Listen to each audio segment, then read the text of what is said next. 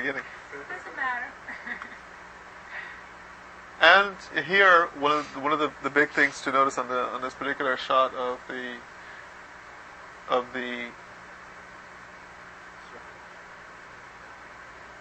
monument is the serpent at the level of the third eye. And there are many important things that we can't go into about that, but the formation of the serpent, the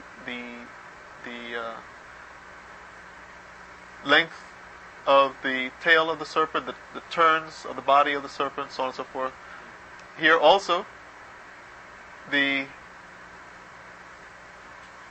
beard, as you can see, is a false beard, what is called a false beard.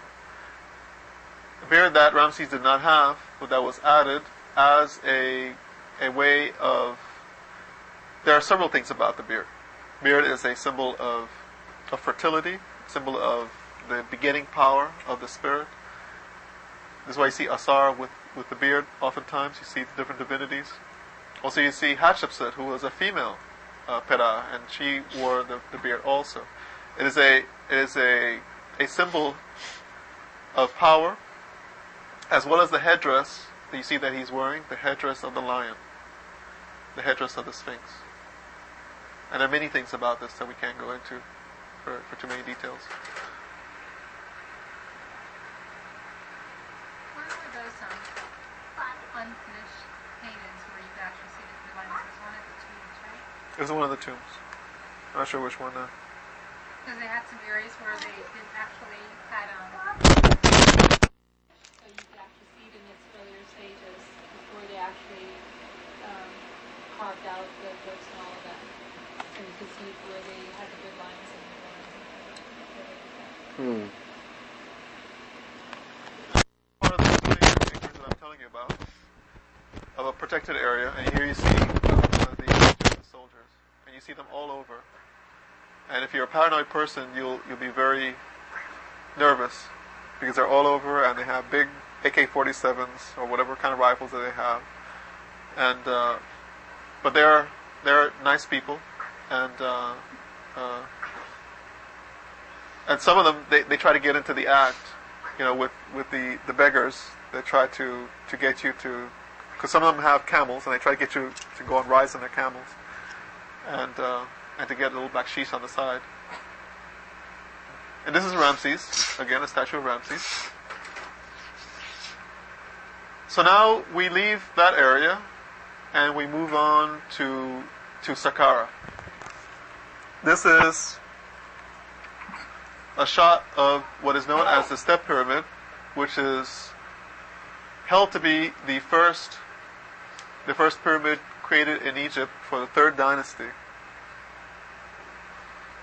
which often they tell you that it's around 2600 BC, 2700 maybe if you're lucky, that kind of thing, 2500 BC.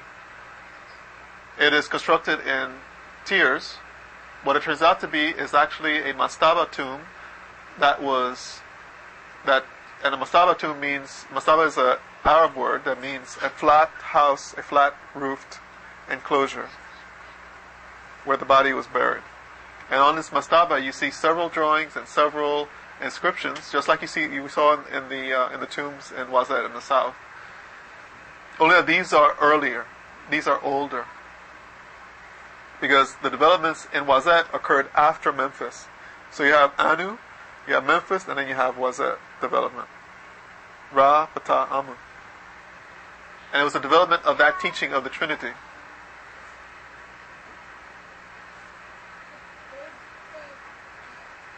On the other side of, I believe this is either on the east or western side. On the other side, which we will hopefully see. Well, this is a close-up of the pyramid itself. Actually, when it was first created, it was not left like this as the steps. All these steps were filled in with stone, with limestone, and it was polished so that it was shiny, white, and this is what is left of it, of the side of the pyramid.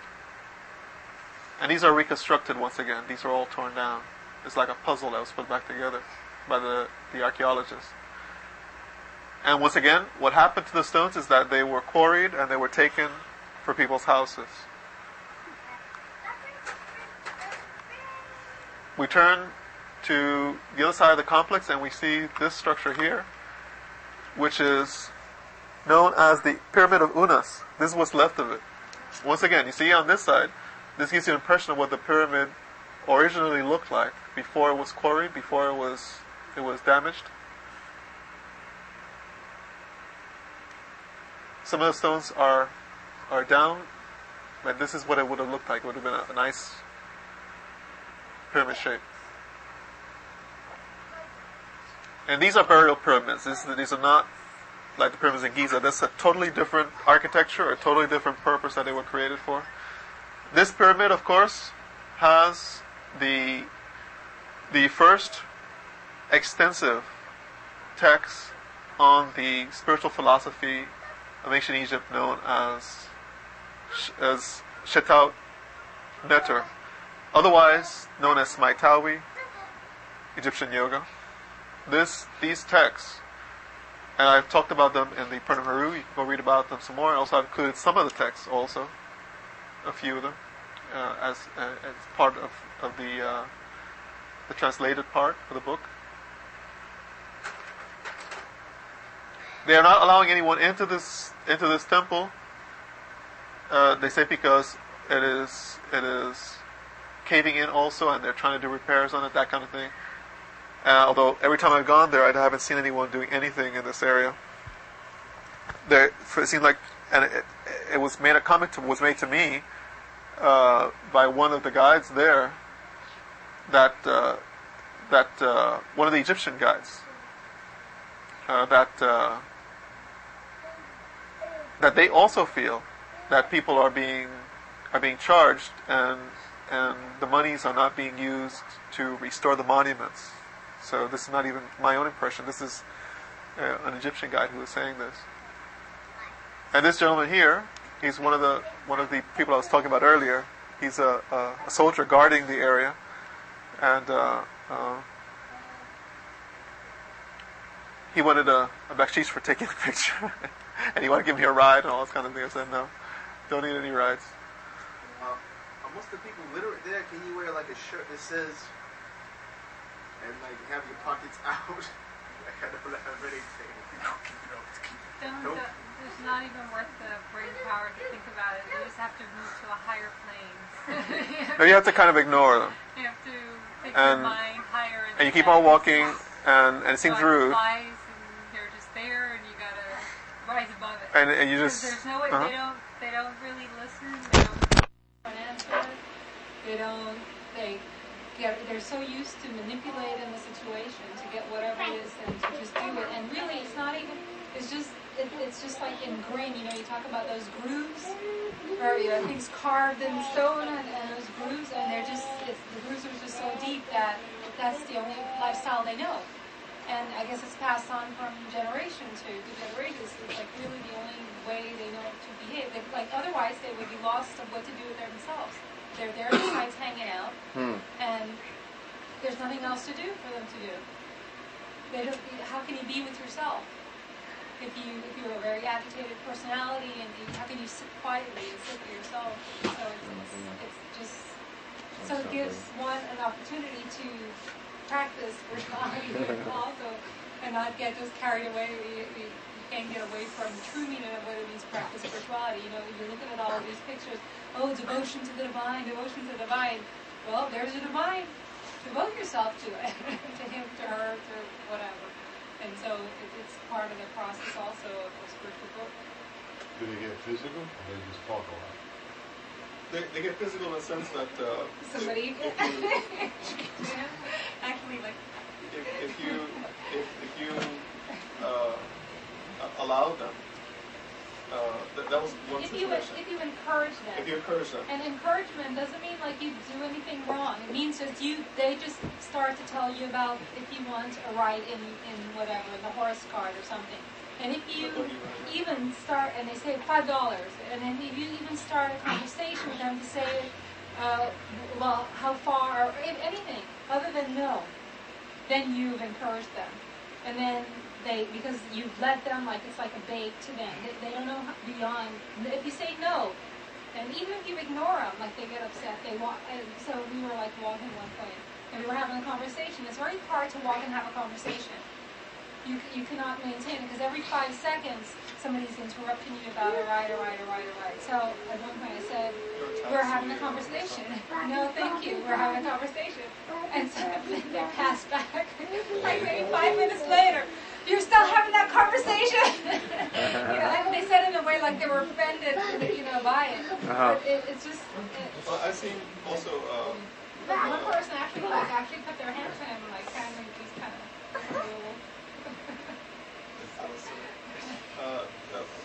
There's especially for European ladies and American ladies, they encourage them. The men, and you don't see the women out there doing this. They mostly sell stuff. Not like out there, like really aggressively. I think I saw this more than once. A European lady was actually grabbed bodily. They grabbed her arm, and because as you walk out of the sites, they have vending booths, and it's like, Mister, where are you from? Where are you from? And whatever you say, if you start talking French, they'll start talking. They start to you, oh, France is the greatest and the greatest place, the most wonderful. And then you say you're American. America is the best, the grandest people and the most wonderful. And so you see that the shallowness is so obvious, and you wonder what it does to them.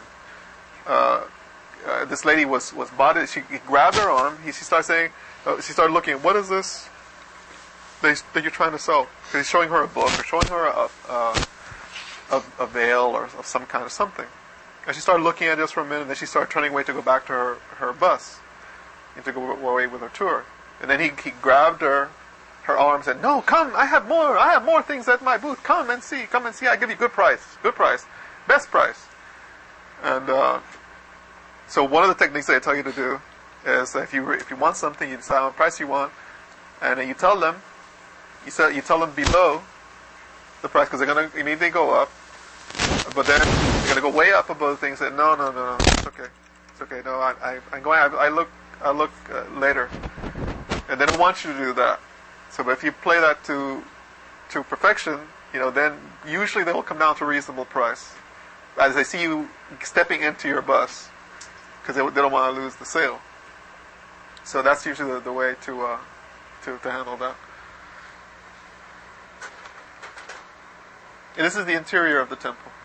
Of the pyramid of Unas, and these are all inscriptions containing the philosophy texts, the teachings. This is a roof section of the pyramid, and this would have been painted blue with the stars, and that symbolizes the goddess Nut. Geb holds the body, and Nut receives the spirit, just like she received Asar after he was killed and resurrected. These texts are what later came to be known as coffin texts. They developed into what were known as coffin texts, and those coffin texts developed into what are known as the papyrus texts, as the Book of the Dead. So this is the earlier development of that. This, as well as other texts that are in other pyramids, as well as in other. You can go into we went to the pyramid of Teta, which is the contemporary to this, and we saw. I don't have pictures of it here, but we saw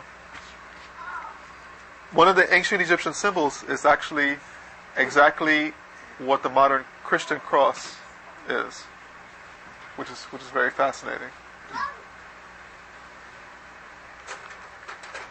I was going to, if I get to it, I was going to add that to the Christian yoga book.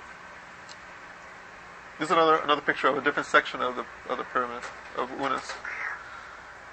Now we're going to go back to Giza where we started. Remember where we had the sandstorm that was blocking our view the pyramids and the Sphinx. Just one more thing related to what we're talking about, the people there.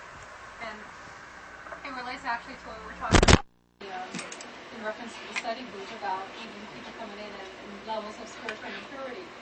And it's so easy to become annoyed. And it's very easy there to become annoyed because you're there for, and you, especially if you go with the mindset, you're going there for this wonderful spiritual purpose, and you just want to be in the temples, and you just want to experience the divine, and you want to experience, you spend all this money to get to ancient Egypt, and here you are, you're trying to like really get into it, and every time you try to get into it, they're right in front of your face, or tapping you in the shoulder, someone's coming, interrupting your thoughts, your flow to the divine. And so it's a challenge, but it's really the ultimate spiritual challenge that you're faced with, because it has to be understood that you cannot let your mind go, who are these people? They're like aliens from somewhere? What are they? And why did the divine place them here? And why are they here now? And they're none other than other waves of the ocean of the self. And yes, they may be at a lower spiritual level, they may be spiritually mature, and therefore that's the only way they know how to act. That's it. That's all, and therefore the problem is, again, your expectations are thwarted, and that's your problem. That's not their problem, because you go there with all these expectations. I'm going to do this and I'm there, and now you can't do it the way you want, and then frustration arises and all that. So it has to be really, you really have to deal with it from that whole spiritual growth perspective also as you go there. And it's it is a challenge, a little bit of a challenge, but that's what you're there for. You're really there to grow spiritually, but God is giving you the means by which to do that. What about like women? The way you deal with women? I have a friend, a European American friend, co-worker, and she had gone there with, she says, another, I think, European person as well.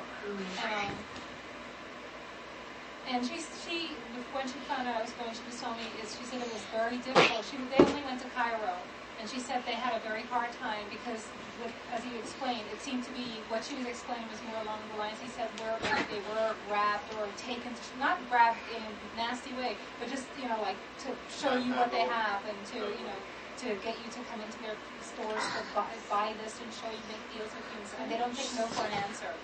And she's a very shy personality, quiet personality also. After a while, you just tune it out and you just tune in what is important to you, and you focus on that, and the hand goes up. That's okay, with a certain firmness, and not nastiness, not negativity or not whatever, but just thank you. That's okay. Frankie, that's it. That's it. No, I was concerned about like safety. Safety is okay because there are guns everywhere. The serious affront to society, and this is the places. This is part of the culture that in ancient times, people's hands would be cut off for stealing and rape and things like that. Although in some parts of Arab culture, a rape of women and beating of women is accepted, but not in Turkey and not in Egypt. And the reason is because they are trying to cater to the Western culture, and they know that Western culture, at least on the surface, does not accept that, so they make an effort, in those areas. But as far as crime, from the standpoint of violent crime, you hardly see that. You hardly, like I was explaining, the last time, you hardly have to worry about something like that. But of course, you take the ordinary precautions that you would take anywhere. But to give you a contrast, I wouldn't advocate a male or female personality walking down 42nd Avenue in New York City, at night, alone, even with other people around. And by contrast, in Cairo, you can walk around, 5 o'clock in the morning, and all that kind of thing. and I went, with some people who were selling stuff at the bazaars, and I was looking at buying some statues, which I bought statues from them, and they took me to their neighborhood, which is extremely like a ghetto, poor neighborhood. It was very interesting to me.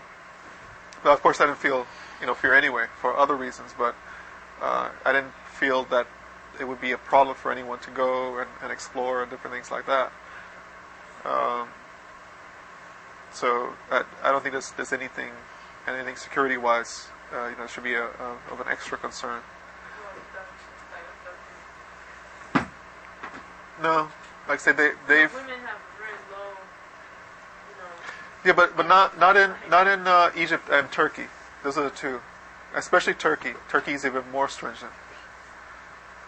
You do any drugs in these places, and you'll never see the light of day. That kind of thing. What's also interesting over there in the male, and it's going to be interesting to see the culture develop to me in future years, because what you have is the women go to school. The men are the ones who really, and boys, hang out and they try to sell and they try to sell you all this stuff, and they're the ones on the streets. And the women, you see when the schools let out, you see some men, boys too, but mostly girls, mostly women who are going to school, getting their education. And that's going to have to play out in society. And some of them, they don't only stay there, but they were like a lot of tour guides who were women also, who were Arab tour guides. And they are no nonsense types of gals, so to speak. In other words, they are like very self-assured, self-secure. They're very, they're not like little. They're very strong. That have that personality. Not submissive. It's interesting when you're going to have a culture where it seems like the majority of the females are going to be the ones with the education, and the males are not, and we have a society that puts down the females, but it's going to have to. There's going to be a change. There's going to have to be a change that's going to take place there, just because of the nature of the way things are, and then you have children also that beg, and the families encourage it. And you can get into that right. You can get into the mentality where the kids come up to you to buy this, and in a way, one of the things that I decided is that I didn't buy anything for the children, and it's something easily to get into because you want to help. But my perspective, why would I be buying from children there and encouraging them to not go to school? That, okay, you come up to me and you beg me for this, and your dad has a store and he's selling all this stuff, and you have a choice to go to school. And therefore, that was something that I decided I was not going to do that. I was not going to go ahead, because to me, and if they came up to me, that's what I basically asked them, why aren't you in school? Oh, we're going to be in school tomorrow. Or the next day we're going to be having to go by the same site tomorrow. I said, why aren't you in school today? And they understand. I said, didn't you tell me that you were going to be in school today? What happened? Oh, school tomorrow. School tomorrow. The crime that you really have to be worried about is what's called, white collar kind of crime, where you're going to be an con artist. And there's all kinds of little things that they try to pull. They try to give you the wrong change back, fool you by getting the right change when you're really not getting the right change. They try to, and then once you realize and you tell them, hey, you didn't give me the right change, well, why don't you take this also? Take this home with you too. Trying to get you to buy more than what you originally wanted, sell you something that you did not get. They exchange it, they go back and they wrap it up and it's something else. All kinds of crimes of that nature. A lot of dishonesty. And again, the karmic implications of all this are you all who have studied Maat philosophy a little bit, and the karma involved. You can imagine what they're building up. You can imagine what they're leading themselves to. And that is itself is its own. You don't have to wish them harm. They're doing a good job on themselves. This was also like in Jamaica, also with poverty, and it's very hard to decide because you want to give and you want to share and you want to and you have to have a compassion, and spirituality tells you have to be a giving personality, and so then there's always like, okay, where do you draw that line? And there's a difference. The whole poverty, and Mother Teresa, you said this about this country, but it's really the truth of everywhere. It's the spiritual poverty. That's what there is. Most people have the capacity to have shelter and have food in their bellies. Most people have, that's usually given. I mean, granted, there are places where people don't even have that, and then you can consider that poverty. But most people that you see over there, they have that capacity. They have food, they have farmland, they can take care of themselves, they have roofs over their head. They may not have a lot of all we have here in the States, and coffee pots in our kitchens, and microwave ovens and all these things. But those things are really not essential, and as we all come to find that eventually, they're really detrimental. We all try to go back to the basis of living in the mud house anyway. It's kind of what we all a lot of natural people want to go do now is live like that. So that has to be differentiated. And so when these people are begging, you want to help, but it has to be, you have to take into consideration, and this is really for any kind of charity, you have to, where people are begging, what is it that they're really after? And do they really need your $2 or $3 that you're going to give them for their survival? Or they need it to really go indulge themselves in the same crazy madness that they're indulging themselves in anyway, that they think is so much better than what they have. Well, I'm gonna just may as well get this all out now. What about I heard that they just take your stuff in the airport, like they'll go through your bag, they take your stuff. Or they'll go through your bags. Especially if you go to the old airport, there are 2 airports there. 2 airport terminals. Like for this last trip that we went to, they didn't check us at all as we were leaving.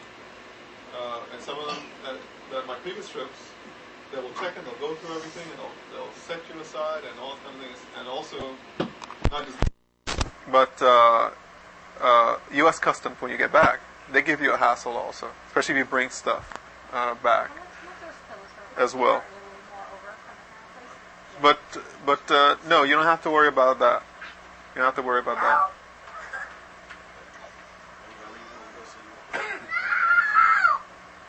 And India is the same way. All these places, you go to the spiritual centers, and if you focus on those, then it's wonderful, it's great. But there's always the world that you have to deal with, that surrounds, so you won't go in there and expecting something and being disappointed, in a way also. And if you go in the proper way, you can have a wonderful experience. But that goes for anything. If you deal with life in the right way, you can have a wonderful experience also. If you deal with it in a wrong way, you can have a miserable experience constantly. This is the hotel that I was at. You can go up on the roof and have a little bar on the top, and they have a light show. And they light up the pyramids at night, which is a wonderful way to end your running around day. Although, and this is a major street right here. This is where the Abu Zayd brothers are, on this street, where we got the T-shirts from, and the different inscriptions made on the clothing. And it's interesting to me to see this picture. And because these structures are imposing. They are the imposing figure in the whole city, actually. And people are driving around and they're going about their business. And to me, this being there, like you must stop. You must take a meditative moment. Just to realize what is there. This is give you an impression of what the pyramids are. You can fit. I believe they were making a comparison. You can fit the St. Paul's Cathedral in there. You can fit the Notre Dame Cathedral into the pyramid. You can fit several other cathedrals. It's so massive and huge. And so wondrous. This is the entrance that we go into. for the Great Pyramid. This is a close-up.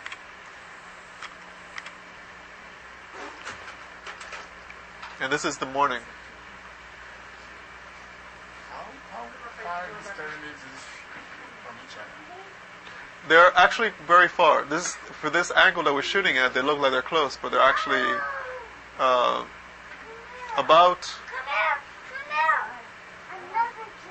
about, I'd say, 200 yards. These particular ones. There's another smaller one, a Merenptah pyramid. There's 3 of them. They're off-center. These 2 are on-center, and the other one is off-center in the back. And this is the largest one, the next largest one, and then the smaller one. And these also match the Orion star system. Remember that we saw in the fire ritual I was showing you? The 3 stars that point to the star Sirius. They match in size and position to those stars. This entire area, Giza area, is also known as Restau. In the pyramid text that we saw in the Pyramid of Unas, this is called Restau. Restau is the corridor, or the walkway into the Duat. And what we're led to understand is that the rituals that were performed here lead one, and the metaphysics that were performed here lead one to have a movement into the astral plane. It's really what is being discussed, what is being talked about. And this is how it looks when there's no sandstorm, when you have a clear day. This is the tourist entrance. There's another entrance in the back here. And this is the Khafre pyramid. What is left here, what you see here at the top, is actually what is left of the original casing, limestone casing of the pyramid. When you get closer, you'll see that it is actually looks in a similar way to the step pyramid, because the casing has been taken off and once again used to make houses for people. This is the smaller pyramid in the back. And this is the Sphinx and the Sphinx temple. Again, all of these stones were taken out when the Sphinx was carved. These are the temples that were built by Ankara. Supposedly. Cheops. Supposedly. And we say supposedly because now there is evidence. As I told you, 10 years ago, there was some organic material found in the pyramids, and it was dated at 400 years or 374 years earlier than any of these pharaohs lived. So we know that it is not, even though they, I don't believe, from what I have seen, from the evidence that I have seen, that they usurped the authorship or the creation of. I think what they did was they adopted the caretakership, shall we say? They adopted the of the pyramids, and so we know for sure there is proof that the pyramids are much older than the period of these pharaohs. These pyramids are supposed to have come after the step pyramid that we just saw a few minutes ago. So basically what I'm getting at is that you see the implications of what I'm getting at. These pyramids are known to be older than the one that is thought to be the oldest. Okay? We're pushing back ancient Egyptian culture of the dynastic period, okay, way back into antiquity. Then the ordinary scholarship would like it to be thought of.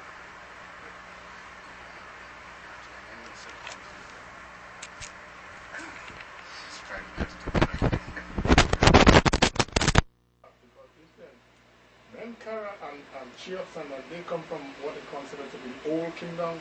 They're in the Old Kingdom, but in what are later dynasties of the Old Kingdom. Period, but the Old Kingdom.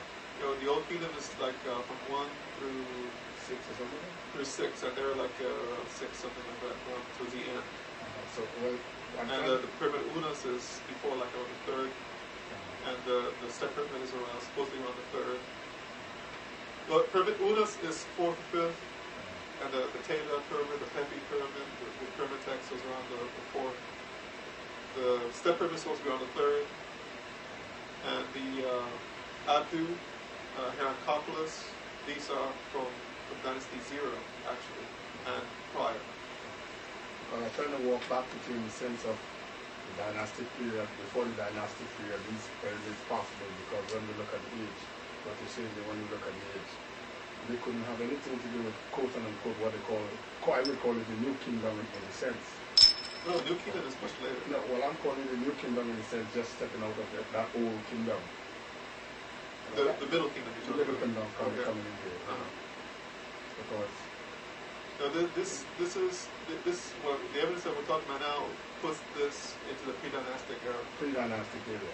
Yeah, and that's really what it amounts to. Mm-hmm. And the Sphinx is much earlier even than that. Yeah. Based on the evidence of the archaeological evidence of the damage of the stone. That goes to a pre-dynastic era. And still you have the same leonine headdress being used that you saw earlier, being used by Ramses. Ramses is of the New Kingdom era. And Ramses and Tut and Akhenaten, all these Hatshepsut, these are all New Kingdom era. Which is around 2000 BC. 2000 to 1600, somewhere like that. This is the valley, what's called the Valley Temple here. This is the Sphinx Temple. This is the Valley Temple that is associated with the pyramid. This is a straight walkway where you can walk up directly to another temple that was here. That's now in ruins also. All of this was done here just like 75 years ago. And you see down here, I'll show you pictures, there are houses, and they have a Pizza Hut. I don't know what else. And they have, every year they have, I saw an article, they have more pizza places in Egypt. And they have McDonald's, and they have Burger King. So you know they're trying to get with modern culture. So, and one good thing about the Pizza Hut is that it's directly in front of the Sphinx and the pyramid. And you go upstairs, you can take a nice picture. Other than that, I don't know how to use for the Pizza Hut. Oh, is that where you got this picture? Not this one, but another one. This is the ground level. Actually, here, this is where you sit. They have a sound and light show. Yeah. And they light up all this, and they tell you all kinds of cute little stories that have nothing to do with reality about Egypt and Sphinx and so on and so forth. Really, it's quite nice lights, but a laser show and all that. But beyond that, it's. You said a while ago to the hotel. Was the hotel it was when they have the bar or something? Yes. Oh, the reason why I'm asking that, I read Louis Spencer, and Louis Spencer was describing somewhere along the line, and some one of those pyramids, and then they have some bar or some hotel on top, the pyramid, And I asked them to, as a matter of fact, I even asked Dr. Ben and all about that, and they never hear that, but I read Louis Spencer, Louis Spencer.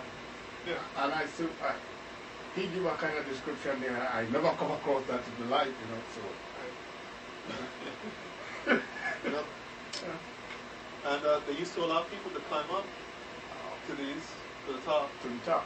And but they don't allow that anymore. From the exterior, or from the exterior?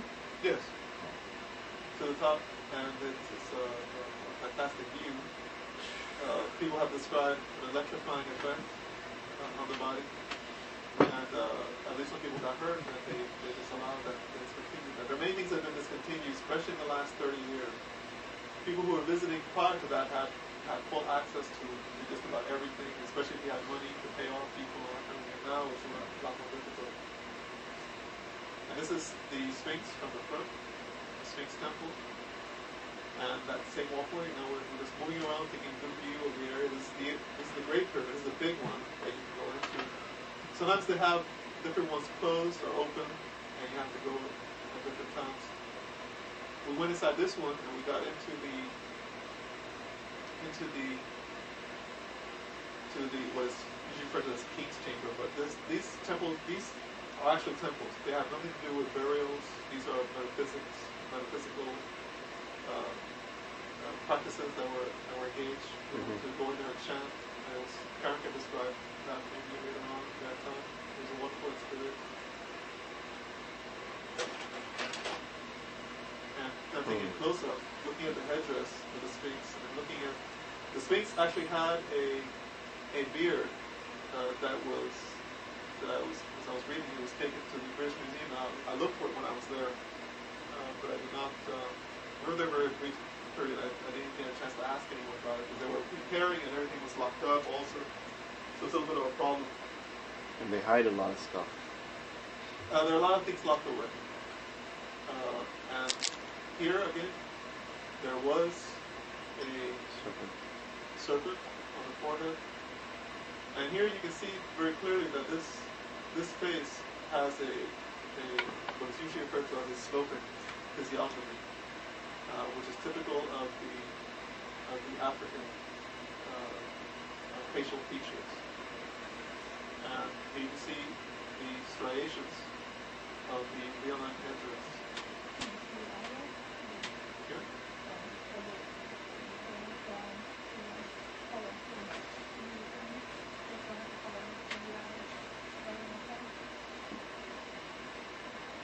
Oh, I don't think you see it on this picture though, but you can still see the design on the eyes also. You know, the mascara looking that the ancient Egyptians all the way throughout the culture they used. But also you can see a little bit of color here. It's really amazing that this monument has survived, all that has survived all throughout these years. And of course the nose is gone. The nose, nobody really knows who destroyed the nose. There are several possibilities, but most likely I would say was the Arabs, because well into the Arab travelers into Egypt described the Sphinx, at least what they saw of it, which mostly was the upper part from the chest up, because it was all enclosed with sand. And they described the face being there, and then after a certain period in history, the descriptions of the Sphinx come with a noseless description. And this is well into the Arab era of conquest in Egypt. There's a period where a lot of monuments, before the 19th century, when the Europeans took interest and control of Egypt, the Arabs had no use for any of these things. And these were blasphemous things because it didn't have anything to do with Islam, so it was something to be destroyed, something to be, because it was some past culture that doesn't have anything to do with the truth. Because we have Islam and we have the truth, and that's all we need to be concerned about. So it's to be destroyed or refused.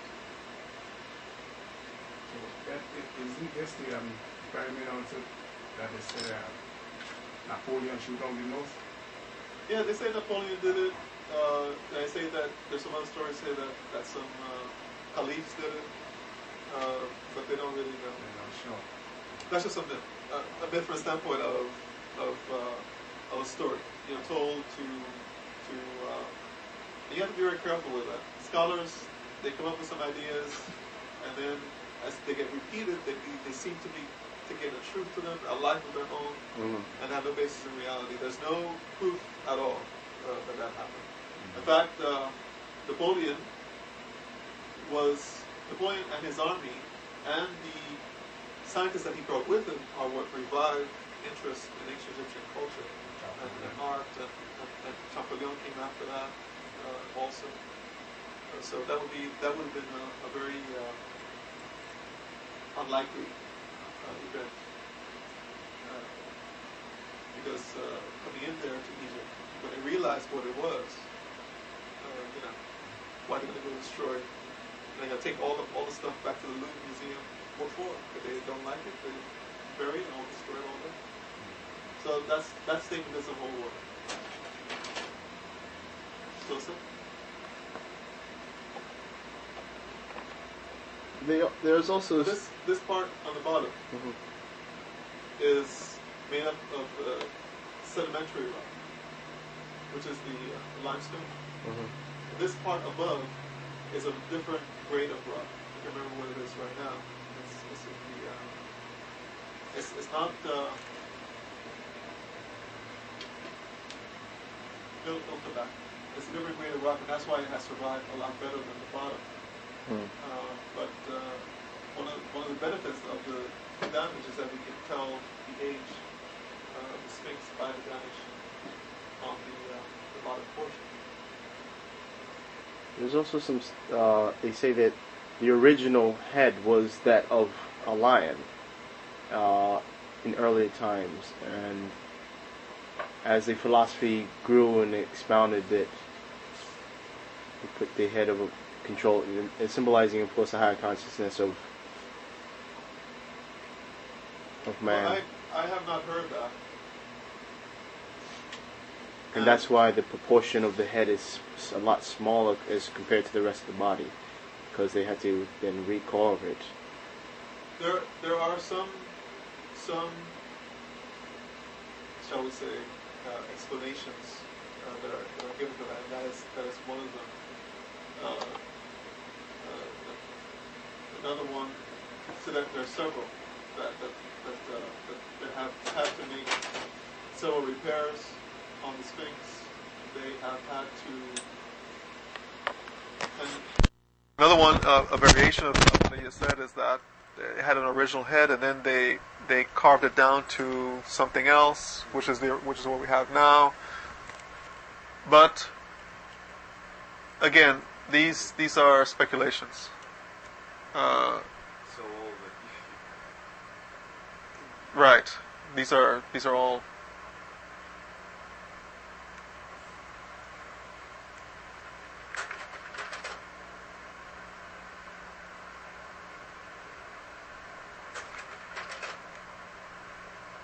Is the back of the head. See here, you don't see it on I haven't really seen any pictures of it, but you know that the ponytail of the hair would be coming into there and would be coming back and resting along the back of the lion. And that's what that was. This is the rump area. See, they've had extensive repairs throughout the years. Even in ancient times, they were repairing it. Even in the New Kingdom era, they were repairing the Sphinx because it was so ancient. And there were special works and special requirements done to clear the whole Sphinx enclosure. Although by that time, it must really be understood that the pyramids as well as the Sphinx were not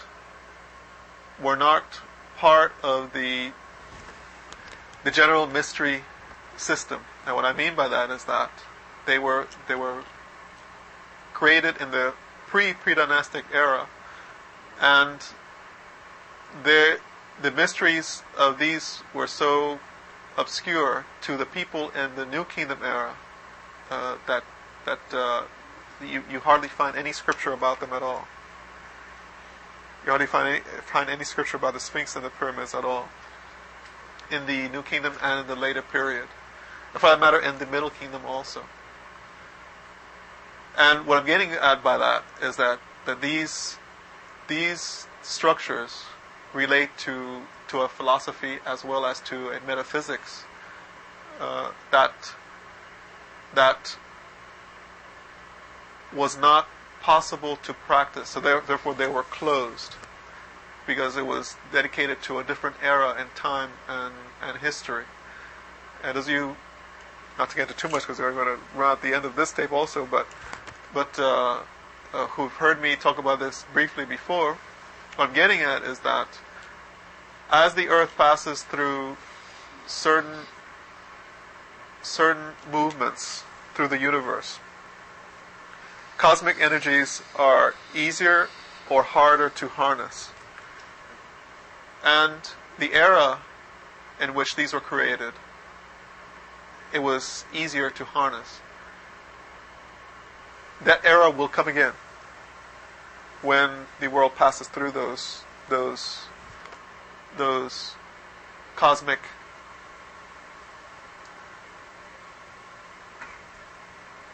zodiacal constellations again, symbols of the zodiac. But that's a whole other issue. I suppose after saying that, we should also say that with a proviso that, or the understanding that this has nothing to do with the capacity of an individual human being to attain higher consciousness. Also, has nothing to do with the ability of a human being to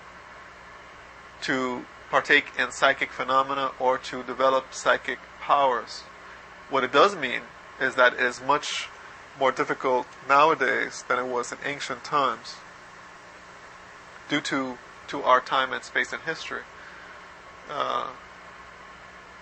And this is something that, a teaching that parallels in other ancient cultures as well, such as the Hindu. They speak of the era of the different times and space where human life was much longer than 100 years. Also, it was capable for people to develop psychic powers very easily. Materialization, dematerialization of the body, teleportation, all kinds of different psychic powers. Seeing the story of Atlantis come out with them. Plato, the one Plato come out with the story of Atlantis. So Plato was actually reporting. Okay, we're getting to the end. Yeah. Plato's actually reporting something that his uncle Solon told him when he was instructed by the priests of ancient Egypt. He got the story from Egypt, from the Egyptian priests, probably at Ammon. And they were telling him, and then he told Solon, and then Solon told Plato, and then Plato started writing about it.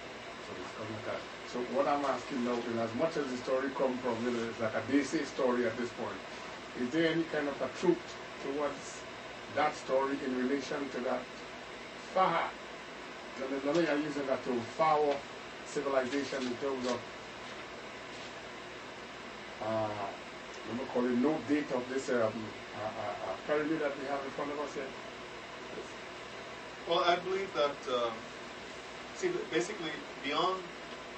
Well, see, all the books that have been written on Atlantis are really moot when you come to examine it, because all you have is the evidence I just gave you. Yeah. The priests of ancient Egypt told Solon told Plato, and that's all we know about Atlantis. There's no archaeological evidence of the existence of any place like that. Although it is, of course, very possible. The world has churned itself over billions of years, so it's very possible. Look at what happened to Pompeii. The whole city is drowned in ash. And over another million years, you wouldn't even know the city was ever there. It's turned into rock. It's turned into rock. Whoever was buried there, so it's turned into rock also. So it's very possible. But once again, this is immaterial to the practice of the spiritual teaching and the understanding of the philosophy. It really has no bearing except from a historical perspective, and it doesn't really matter. It doesn't really help you to know that or not to know that. Whether civilizations came or did not come before Egypt, this is the most ancient one that we have, and undoubtedly the ancient Egyptians came from someplace else. One of the myths from ancient Egypt and from the Dogons, who are the descendants of the ancient Egyptians, says that we human beings came from Sirius. So here we're going back to the same relation of the Orion mysteries, which is the Asarian mysteries, and the Ascetian mysteries, which is the Sirius, what we did on Sunday night. So we're just coming back full circle to the same thing anyway.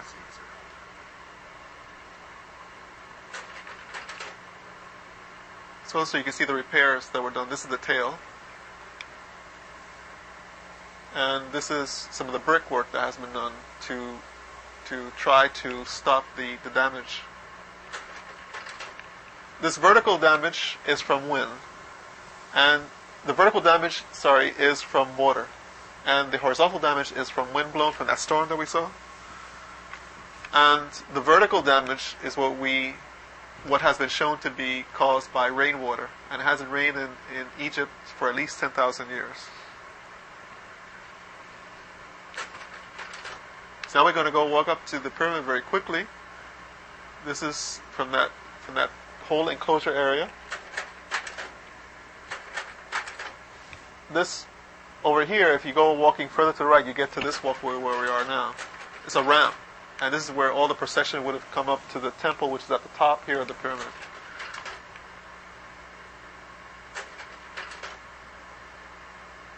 This is what's left of the temple here. And this is at the top of the hill, overlooking the entire city. This is what the Greeks called a acropolis. Acropolis means highest point of the city. And this is where they made the Parthenon temple. And the Parthenon temple is, I didn't get into it in a lot of detail because of time and everything, but suffice it to say that it's been shown that the Saqqara area,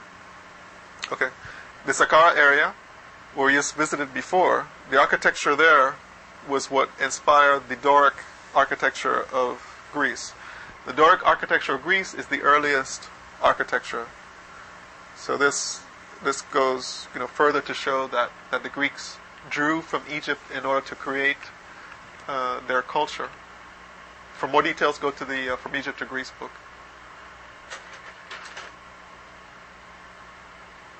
This is the center of the temple, which is at the top of the hill in front of the pyramid. And this is a close-up of this area up here, what is left of the casing.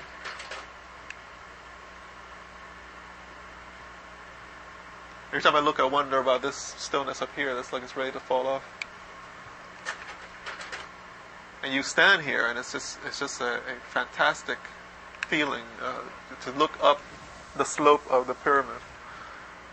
And these stones, they don't look large. They're quite large. They are as tall as the altar here and going all the way across. And some of them are as much as 2 tons. And this is looking out onto the city from the center of the temple that's right in front of the pyramid. And all this architecture is different from the rest of Egypt. So this is how you can tell. This is ancient this is from pre-dynastic era, all of this. And I haven't shown you some other things that we would have, like from the Abdu temple, what is called the Osirion, the Osiris temple. And this is looking down on that same round that we just walked up. This is the city. This is the green area. This is what's called Giza, city of Giza. And further down, and you see here the Sphinx, looking out into the east. The Nile is over here. Can't see it. Smog. Also, Cairo is further down this area. This is like a suburb. And the people living all around here where just 100 or 200 years ago there was nobody living there. All this was covered with sand. And of course only the top of the head of the pyramid of the Sphinx was open, exposed. And that's it. I hope you enjoyed the trip to Egypt. There's a lot more things to say, and we can spend some more time on that in the future. That's it.